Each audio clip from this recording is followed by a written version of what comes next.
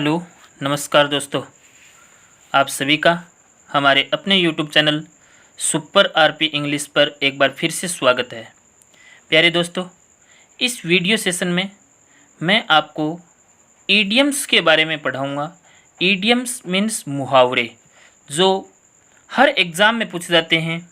Air force, navy, defence के जितने भी एग्ज़ाम हैं, एनडीए वगैरह, एसएससी, सीजीएलई, 10+2, रीट, सेकंड ग्रेड, यानी कि हर एग्ज़ाम जो कि इंग्लिश से रिलेटेड होता है उसमें ईडियम से संबंधित क्वेश्चन आते हैं, उनका अध्ययन हम इस वीडियो में करेंगे। यहाँ हेडिंग लगाई हुई दिख रही है आप लोगों को, थीम बेस्ड ईडियम्स, यानी कि थीम बेस, अलग अलग बेस पर आधारित ईडियम्स हैं। ये आज का जो वीडियो है ये ईडियम है, ये वीडियो है idioms related to red colour. Idioms related to red colour, यानी कि लाल कलर से संबंधित जितने भी मुहावरे होते हैं उनका अध्ययन हम इस वीडियो में करेंगे। चलो आज का पहला शब्द देखते हैं, ए रेड लेटर डे। ए रेड लेटर डे। देखो, मुहावरे जो होते हैं वो देखने में अलग अर्थ देते हैं और उनका रियल अर्थ अलग होता है। जैसे हिंदी में भी होता है ऊंची दुकान फीके पकवान, तो देखने में अलग अर्थ है लेकिन इनका डीप अर्थ अलग होता है, दिखावा करना किसी बात का। वैसे ही एक नंबर ईडियम हमारा ए रेड लेटर डे, यानी कि लाल पत्र का दिन। अर्थ तो ऐसे निकल रहा है, but a red letter day का अर्थ होता है हमारा यादगार दिन। हमारी लाइफ का जो सबसे यादगार दिन होता है, सबसे अच्छा दिन जो होता है जिसे हम हमारी लाइफ में भूल नहीं सकते, वो दिन कहलाता है रेड लेटर डे। मान लो आप लोग जिस दिन जॉब लग जाओगे, आपकी ज्वाइनिंग आ जाएगी, आपका रिजल्ट आ जाएगा, वो दिन आपके लिए रेड लेटर डे होगा, ठीक है। यानी कि ए वेरी इंपॉर्टेंट और memorable day. A very important, बहुत ही महत्वपूर्ण, और मेमोरेबल, मेमोरेबल मीन्स यादगार डे। नीचे हिंदी भी लिखी हुई है यादगार दिन। एग्जाम्पल है 15 अगस्त 1947, यानी कि 15 अगस्त 1947 का जो दिन है, is the red letter day for India. हमारे भारत देश के लिए, भारतवर्ष के लिए ये एक रेड लेटर डे है। इस दिन को हम कभी भूल नहीं सकते। तो रेड लेटर डे नाम जहाँ पे भी आए उसका आपको अर्थ बताना है, ए वेरी इंपॉर्टेंट और मेमोरेबल डे, ठीक है। हर व्यक्ति की लाइफ में रेड लेटर डेज आते रहते हैं। 2 नंबर ईडियम है इन the red. In the red का अर्थ क्या होता है? वित्तीय संकट में होना, यानी कि पैसे की फाइनेंशियल कमी होना, ठीक है। In a financial danger. Financial danger means वित्तीय संकट। फाइनेंस का अर्थ होता है वित्तीय, ठीक है। वित्तीय संकट में होना, जैसे आजकल कोरोना जो महामारी चल रही है उसके चलते हर देश जो है उसकी इकोनॉमी थोड़ी कम हो रही है। इकोनॉमी में वो देश पिछड़ रहा है, अर्थव्यवस्था बिगड़ रही है, प्रत्येक देश की जीडीपी गिर रही है ड्यू टू कोरोना पेंडेमिक। इसका एग्जाम्पल देखो, due to corona pandemic the economy of every country is in the red, यानी कि इन दी डेंजर। हम ऐसे बोल सकते हैं। ईडियोमेटिक लैंग्वेज है। ईडियम्स क्यों यूज़ करते हैं हम? हमारी लैंग्वेज को थोड़ा सा स्ट्रॉन्ग बनाने के लिए, थोड़ा सा मजबूत बनाने के लिए इसका यूज़ करते हैं। तो due to corona pandemic the economy of every country is in the red. प्रत्येक देश की जो अर्थव्यवस्था है वो संकट में है। एंड 3 नंबर वर्ड है to paint the town red. To paint the town red, paint करना मीन्स रंग कर देना, दी टाउन मीन्स किसी कस्बे को, रेड मीन्स लाल। यानी कि ये कब होता है, इसका अर्थ क्या होता है? टू सेलिब्रेट हैप्पीली, यानी कि किसी चीज़ के लिए, किसी खुशी के लिए अपना जश्न मनाना, ठीक है। जैसे आपने सुना होगा कि जयपुर को गुलाबी नगरी कहा जाता है क्योंकि जयपुर को गुलाबी रंग से रंगा गया था। तो किसी राजा महाराजा ने, राम सिंह द्वितीय के बारे में बोला जाता है ऐसा, ये इतिहास में वर्णन है इस बात का। तो किसी राजा महाराजा ने उसको गुलाबी रंग से रंगवाया था। क्यों रंगवाया था? हो सकता है उसको बहुत ज़्यादा खुशी हो, इसीलिए रंगवाया था। जैसे जोधपुर जो है उसको ब्लू सिटी बोला जाता है, ब्लू सिटी, नीला शहर। जब आप जोधपुर को देखोगे कहीं ऊंचाई से तो वो आपको नीला दिखाई देगा, उसके घरों के जो रंग है वो नीला कलर है, तो वो भी किसी ने रंगवाया था। यानी कि जब ऐसा ईडियम आपके सामने आए, to paint the town red, तो उसका अर्थ निकलता है हमेशा टू सेलिब्रेट हैप्पीली, किसी के लिए जश्न मनाना। नीचे एक एग्जाम्पल लिखा हुआ है, उसको ध्यान से देखो। When he found his lost money, जब उसे अपनी खोए हुए पैसे मिल गए। He painted the town red.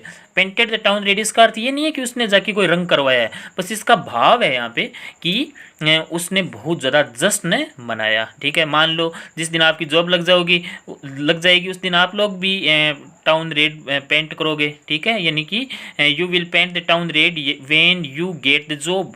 जिस दिन आपको जॉब मिल जाएगी उस दिन आपका भी ये जश्न मनाओगे, सेलिब्रेट हैप्पीली। नेक्स्ट हमारा 4 नंबर वर्ड है रेड हैंडेड। रेड हैंडेड ये तो बहुत कॉमन सा वर्ड है। रेड हैंडेड मीन्स रंगे हाथ पकड़ लेना। रेड हैंडेड रंगे हाथ, यानी कि caught while committing crime. Caught पकड़ लेना, while committing crime. Committing means crime करते हुए, अपराध करते टाइम ही उसको पकड़ लेना। मान लो कोई व्यक्ति चोरी कर रहा है, उसको उसी समय पकड़ लेना। कोई व्यक्ति मान लो किसी का मर्डर कर रहा है तो पुलिस मान लो उसी टाइम उसको पकड़ लेती है, तो वो रेड हैंडेड बोला जाता है उसको, यानी कि रंगे हाथ पकड़ लेना। जैसे एग्जाम्पल देखें, while he was कॉपिंग in the exam. जब वह एग्ज़ाम में कॉपी कर रहा था, नकल मार रहा था। The teacher caught him red handed. Teacher ने उसको रंगे हाथ पकड़ लिया।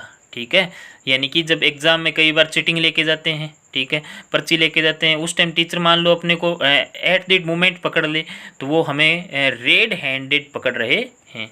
यानी कि रेड हैंडेड का अर्थ क्या होता है, caught somebody while committing the crime. Next हमारा 5 नंबर वर्ड है दोस्तों रेड कारपेट वेलकम। आप देख रहे हो ना, इतने वर्ड हमने पढ़े, सभी में रेड नाम जरूर आया है, यानी कि रेड कलर से संबंधित ईडीएम है ये। Red carpet welcome. Red carpet welcome आप देखते हो ना, कोई बड़ा नेता वगैरह आता है तो उसको जब वो जिस गली से आता है वहाँ पे एक दरी बिछाई जाती है ना, उसको क्या बोलते हैं, रेड कारपेट। रेड लाल कलर की बिछाई जाती है, उसके ऊपर से उसको लाते हैं तो वो उसका वेलकम किया जाता है, उसका स्वागत किया जाता है। रेड कारपेट वेलकम का अर्थ क्या हो गया, ग्रैंड वेलकम। ग्रैंड मीन्स भव्य स्वागत किसी का करना। जैसे हम देखते हैं ना टीवी वगैरह में प्रधानमंत्री जी को देखते हैं और भी कई बड़े नेता जो होते हैं उनको देखते हैं कि रेड कारपेट उनके लिए बिछाई जाती है। तो after having been selected as income tax inspector, यानी कि कोई बंदा मान लो इनकम टैक्स इंस्पेक्टर बन गया। इनकम टैक्स इंस्पेक्टर के रूप में सिलेक्ट होने के बाद द विलेजर्स, गांव वालों ने, gave him red carpet welcome, गांव वालों ने उसका भव्य स्वागत किया, यानी रेड कारपेट वेलकम किया। ठीक है, नेक्स्ट देखते हैं रेड टेपिज्म। रेड टेपिज्म का अर्थ होता है दोस्तों लाल फीताशाही। ये वर्ड यूज किया गया है रेड टेपिज्म किसी excessive official formality. Excessive official formality, excessive का अर्थ क्या होता है, बहुत ज़्यादा। ऑफिशियल यानी कि जो ऑफिस की जो फॉर्मेलिटी होती हैं उनके लिए रेड टेपिज्म का यूज़ किया जाता है। ये कैसे है, जैसे मान लो कोई व्यक्ति कि इंजर्ड हो गया, किसी का एक्सीडेंट हो गया, सपोज करते हैं, हम समझाता हूँ आप लोगों को एग्जांपल के जरिए, तो उसको हॉस्पिटल ले जाया जाता है। हॉस्पिटल में मान लो वो हॉस्पिटल वाले बोलें कि पहले इसकी एंट्री करवाओ, फिर पुलिस केस करवाओ, फिर ये फॉर्म बनवाओ, फिर वो फॉर्म बनवाओ, इतने टाइम तक तो मरीज़ की हालत और बिगड़ जाती है। तो ये सब जो चीज़ें हैं ना, जो एक्सेसिव ऑफिशियल फॉर्मेलिटी हैं, है ना, केवल फॉर्मेलिटी हैं, इनकी कोई ज़रूरत नहीं होती है लेकिन फॉर्मेलिटी पूरी करनी पड़ती है। तो कई बार डॉक्टर्स बोलते हैं ना कि हमारी ये हमारी ड्यूटी है और ये इस फॉर्मेलिटी को पूरा करना हमारे लिए ज़रूरी होता है। तो दैट इज़ रेड टेपिज्म। बहुत बार पूछा गया है रेड टेपिज्म को। Due to excess red tapism, बहुत ज़्यादा रेड टेपिज्म के कारण ही मिस्ड हिज फ्लाइट, उसकी फ़्लाइट क्या हो गई, मिस हो गई। यानी हो सकता है उसको जहाँ पे काउंटर था वहाँ पे उससे बहुत ज़्यादा डॉक्यूमेंट मांगे गए थे, इसलिए उसकी फ़्लाइट क्या हो गई, मिस हो गई। रेड टेपिज्म मीन्स लाल फीताशाही, एक्सेसिव ऑफिशियल फॉर्मेलिटी। नेक्स्ट दोस्तों हमारा 7 नंबर वर्ड आता है रेड हेरिंग। रेड हेरिंग का अर्थ क्या होता है, ध्यान भटकाने वाला। रेड हेरिंग मीन्स ध्यान भटकाने वाला। That distract from the main point, वो चीज़ जो डिस्ट्रैक्ट करती है।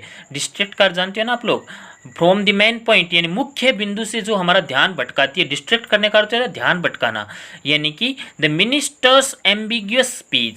The ministers ambiguous speech, ministers means मंत्री का, एम्बिग्यूअस, एम्बिग्यूअस किस शब्द के लिए यूज किया जाता है इसका अर्थ बता देते हैं आप लोगों को। एम्बिग्यूअस का अर्थ क्या होता है, डबल मीनिंग जो चीज़ें होती हैं, डबल मीनिंग जो बातें होती हैं, यानी जिसका 2 अर्थ निकलते हैं, यानी अस्पष्ट, जिसका अर्थ जो है वो क्लियर नहीं है। His the ministers ambiguous speech was a red herring, उसका अस्पष्ट जो भाषण था वो रेड हेरिंग था, ध्यान को भटकाने वाला था, यानी कि पूर्णतः समझ में नहीं आया।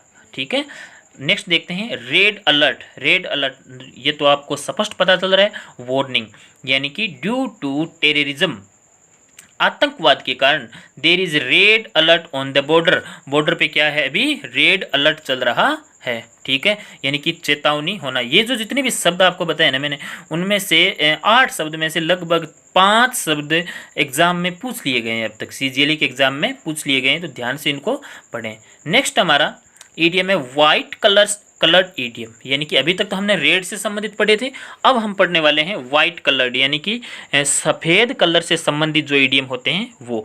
उन्हें पहला देखते हैं, वाइट एलिफेंट, सफ़ेद हाथी। Very costly but useless thing, इसका अर्थ क्या है, very costly but useless thing, यानी बहुत ज़्यादा महंगी परंतु अनुपयोगी चीज़, यूजलेस जिसका कोई उपयोग नहीं है। अब सपोज करो हाथी तो चाहे कोई हो है, कोई सी प्रकार का हाथी हो, वो अपना काम करेगा। अब वाइट का क्या ज़रूरी है, वाइट मीन्स एक तो इसको ना वाइट बोलते हैं, वाइट नहीं बोलना है वाइट। वाइट हाथी की क्या ज़रूरत है, काम तो हाथी होता है। तो वाइट एलिफेंट कैसे समझ लो कि बहुत ज़्यादा पैसे लगते हों, यानी कि white elephant means very costly, बहुत ज़्यादा महंगा बट यूजलेस थिंग। जैसे एग्जांपल बोलूँ, this car is really white elephant for me, ये जो कार है ये वास्तव में मेरे लिए वाइट एलिफेंट है। मान लो आपने एक ऐसी कार खरीद ली जो बहुत ज़्यादा महंगी है और आप उसका उपयोग भी नहीं कर पा रहे हो, तो एक प्रकार की वो क्या हो गई, वाइट एलिफेंट। ऐसी कोई मान लो गवर्नमेंट ने कोई बिल्डिंग खरीद ली हो, है ना, जिसके अपने ऑफिस बनाने के लिए, लेकिन उसका वो यूज़ नहीं कर रही है, तो वो बिल्डिंग गवर्नमेंट के लिए क्या हो जाएगी, फिर वाइट एलिफेंट हो जाएगी। वाइट एलिफेंट मीन्स एक महंगी और अनुपयोगी वस्तु। नेक्स्ट 2 नंबर देखते हैं, to show white feather, white feather यानी सफ़ेद पंख दिखाना, यानी कि सफ़ेद झंडा दिखा देना एक हिसाब से। और सफ़ेद झंडे, वैसे तो सफ़ेद रंग जो होता है वो शांति का प्रतीक माना जाता है, और सफ़ेद शांति का प्रतीक भी होता है। साथ में जब पुराने ज़माने में हम फिल्मों में या फिर इतिहास में देखते हैं या पढ़ते हैं या टीवी पर देखते हैं कि जब राजा महाराजाओं की आपस में लड़ाई होती थी, तो एक राजा मान लो कोई कायर होता था, वो उसके सामने वो समझौता करता था, संधि करता था उसके साथ, सामने वाले राजा के साथ, तो वो वाइट फीदर या फिर सफ़ेद रंग का झंडा दिखाता था। सफ़ेद रंग का झंडा दिखाने का अर्थ हो गया संधि करना, ठीक है। To show white feather means कायरता दिखाना। To behave in a cowardly manner, cowardly means कायर, यानी कि कायर तरीके से बिहेव करना। जैसे एग्जांपल है, Pakistan showed white feathers during Kargil war, Pakistan ने वाइट फीदर दिखा दिए किस दरमियान, कारगिल वॉर के दरमियान, यानी कि जो कारगिल का जो युद्ध हुआ था उस टाइम पाकिस्तानी जो आर्मी थी उसने इंडियन आर्मी के सामने वाइट फीदर दिखा दिए, मीन्स कायरता दिखा दी।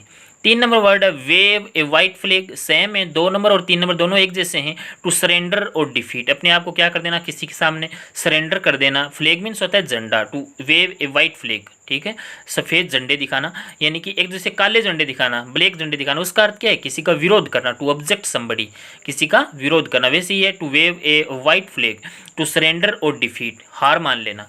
द इनेमी वेव्ड वाइट, इसमें वाइट फ्लैग लिखना भूल गए हम, white flag when India deployed its army, जब इंडिया ने अपनी आर्मी डिप्लॉय की। डिप्लॉय करने का अर्थ होता है दोस्तों तैनात करना, ठीक है, आर्मी को जब तैनात किया जाता है तो उसके लिए डिप्लॉय वर्ड का यूज किया जाता है, ठीक है। एक इसमें the enemy waved white flag, ठीक है, वाइट फ्लैग नाम यहाँ पे भूल गया हूँ मैं, आप लिख लेना। The enemy waved white flag when India deployed its army, जब भारत ने अपनी आर्मी को डिप्लॉय किया तो जो इनेमी यानी कि जो दुश्मन था उसने क्या दिखा दिए, वाइट फ्लैग दिखा दिया, मीन्स कायरता दिखा दी, सरेंडर कर दिया अपने आप को।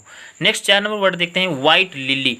देखो दोस्तों, लिली एक प्रकार का फूल होता है और सफ़ेद रंग का होता है, बहुत ही पवित्र माना जाता है। बहुत ही इनोसेंट पर्सन के लिए वाइट लिली शब्द का यूज़ किया जाता है, यानी कि जो बहुत ही निर्दोष हो, इनोसेंट हो, मासूम हो, उसके लिए वाइट लिली। तो she is looking like a white lily, वह किसकी तरह दिख रही है, एक वाइट लिली की तरह दिख रही है। या फिर मान लो कोई ऐसा व्यक्ति जिस पे कोई आरोप लग गया हो किसी चीज़ का, मर्डर का, चोरी का या फिर किसी भी चीज़ का आरोप लग गया हो और वो निर्दोष हो, तो हम ऐसे बोलेंगे कि he is a white lily, he can not do this, वह ऐसा नहीं कर सकता है, वह तो एक वाइट लिली है। वाइट लिली मीन्स बहुत ही इनोसेंट पर्सन है। नेक्स्ट 5 नंबर देखते हैं, वाइट मैजिक।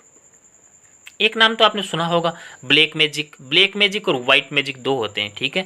ब्लैक मैजिक काला जादू एंड वाइट मैजिक सफ़ेद जादू। ब्लैक मैजिक कब किया जाता है? जब किसी को अपने साये में लेना हो, अपने पक्ष में करना हो, यानी किसी व्यक्ति से जब अपने को गलत काम करवाने होते हैं तो उस पर काला जादू किया जाता है। और वाइट मैजिक जब किसी से अच्छे काम करवाने हो उस समय, यानी कि magic used to do good things, यानी कि अच्छी चीज़ें करवाने के लिए मैजिक जो किया जाता है, that magic is called white magic. The teacher applied white magic, teacher ने वाइट मैजिक अप्लाई किया ऑन हिज स्टूडेंट्स, अपने विद्यार्थियों पर, in order to get good marks, यानी कि अच्छे अंक प्राप्त करने के लिए, अच्छे अंक लाने के लिए, स्टूडेंट अच्छे अंक लाएं, इसके लिए टीचर ने उसके ऊपर क्या कर दिया? वाइट मैजिक कर दिया। मान लो उनको मोटिवेट किया होगा, उनको बातें बताई होंगी अलग अलग, ठीक है, उनको ऑप्टिमिस्टिक किया होगा। ऑप्टिमिस्टिक मीन्स आशावादी, ठीक है। तो वाइट मैजिक वो कहलाता है। और ब्लैक मैजिक अलग चीज़ होती है। ब्लैक मैजिक होता है किसी से गलत काम करवाने के लिए, वो हम ब्लैक में पढ़ेंगे। नेक्स्ट है वाइट ग्लो। वाइट ग्लो, एक बात बताओ, ग्लो कार्ड जानते हो आप लोग? ग्लो तो होते हैं दस्ताने, ठीक है। वाइट ग्लो, सफ़ेद दस्ताने। कोई भी डॉक्टर वगैरह जो होते हैं, आप उनको देखते हैं वो दस्ताने किस रंग के पहनते हैं? सफ़ेद रंग के पहनते हैं। फिर वो क्या करते हैं? हमारी बॉडी का इंस्पेक्शन करते हैं। इंस्पेक्शन मीन्स जांच करना, निरीक्षण करना किसी चीज़ का, ठीक है। और मान लो कोई भी सबूत होता है, कोई ऐसी चीज़ होती है जिसको टच करते हैं, तो पुलिस वाले पहले क्या करते हैं? वाइट ग्लोव पहनते हैं। अपने वाइट ग्लोव्स जो होते हैं वो पहनते हैं, वो फिर उस चीज़ को टच करते हैं।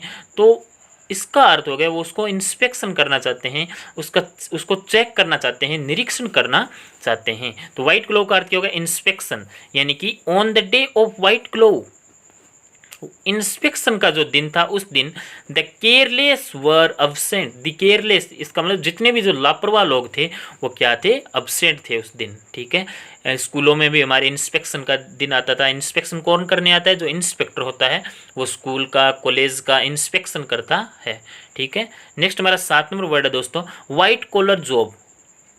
वाइट कॉलर जॉब ऐसी जॉब होती है जिसके लिए बहुत ज़्यादा स्किल की आवश्यकता हो, जिसके लिए क्या हो? बहुत ज़्यादा स्किल की आवश्यकता हो। जैसे मान लो बड़ी पोस्ट है, जैसे मैं बोलूँ कि आईएएस की जो जॉब है, आईएएस की जो जॉब है वो एक वाइट कॉलर जॉब है। मीन्स उस जॉब के लिए बहुत ज़्यादा स्किल की रिक्वायरमेंट होती है। In the job which requires a great skill, यानी कि एक ऐसी जॉब जिसमें बहुत स्किल की आवश्यकता हो। All the posts in CGLE are white collar jobs. All the post in CGLE, यहाँ पे इफ लिख दिया है, इन होगा। All the job posts in CGLE are white collar jobs. CGLE की जितनी भी जॉब पोस्ट हैं, जितनी भी जो पद हैं, इंस्पेक्टर की पोस्ट होती हैं उसमें सारी, वो सारी की सारी क्या है? वाइट कॉलर जॉब्स हैं, ठीक है, जो अच्छी जॉब होती है उसके लिए। एंड नेक्स्ट 8 नंबर वर्ड है हमारा वाइट लाई। वाइट लाई में सफ़ेद झूठ। अब आप लोग सोच रहे होंगे कि सफ़ेद झूठ जो बहुत बड़ा झूठ होता है, ना ना ऐसा नहीं है। वाइट लाई का अर्थ क्या होता है? स्मॉल बट ए हार्मलेस लाई, एक छोटा सा झूठ लेकिन हानिकारक नहीं होता है ना। किसी का काम बिगाड़ने के लिए, किसी को निराश करने के लिए नहीं होता है, बस छोटा सा झूठ बोला जाता है, ठीक है। यानी कि she told a white lie to avoid the misunderstanding. She told a white lie, उसने छोटा सा झूठ बोला टू अवॉइड द मिसअंडरस्टैंडिंग, दो लोगों के बीच की जो मिसअंडरस्टैंडिंग हो रही थी उसको बचाने के लिए, ठीक है। जैसे जिस झूठ से किसी का घर सुधरता है, किसी का घर बनता है, किसी का घर बसता है, वो झूठ नहीं होता है। यानी कि वाइट लाई यानी कि छोटा झूठ, a small but a harmless lie. And next हमारा 9 नंबर वर्ड है दोस्तों वाइट वॉश। वाइट वॉश का अर्थ क्या होता है? To cover up the truth, यानी कि सच्चाई को छुपा लेना। वाइट वॉश मतलब मान लो कोई ऐसा व्यक्ति जो मर्डर करके आया, मर्डर है मान लो वो, ठीक है, उसके कपड़ों पे खून लगा हुआ है, तो उसने क्या किया? अपने कपड़े धो लिए अच्छे से, यानी कि वाइट वॉश कर लिया उसको, ठीक है, एकदम अच्छे से धो के सफ़ेद कर दिया वापस। तो सच्चाई को उसने क्या कर लिया? फिर छुपा लिया ना। तो she washed the matter white, she washed the matter white, उसने मैटर को वाइट कर दिया, जो सफ़ेद कर दिया। By her ओरेट्री। ओरेट्री का अर्थ होता है दोस्तों बोलने की जो कला होती है उसके ज़रिए, ठीक है। ओरेटर होते हैं कुछ, ओरेटर मतलब जो अच्छे वक्ता होते हैं, ठीक है। रिटोरिकल होते हैं, रिटोरिकल स्पीच होते हैं, यानी कि जो अच्छे वक्ता होते हैं, जिनके पास बोलने की अच्छी स्टाइल होती है, that persons are called orators. और ओरेट्री मीन्स बोलने की कला। ये हमारे वाइट से संबंधित वर्ड थे। इस छोटे से वीडियो में हमने 20 वर्ड कर लिए हैं, 20 इडियम्स कर लिए हैं, और इनमें से 90% वर्ड एग्जाम में पूछे जा चुके हैं। इसीलिए आप इसको पढ़ें, याद करें, ठीक है। मिलते हैं नेक्स्ट वीडियो में, तब तक के लिए टेक केयर, थैंक यू। और हाँ, इस वीडियो के बारे में मुझे फीडबैक ज़रूर देना कि आपको कैसा लगा ये वीडियो। Okay, thank you.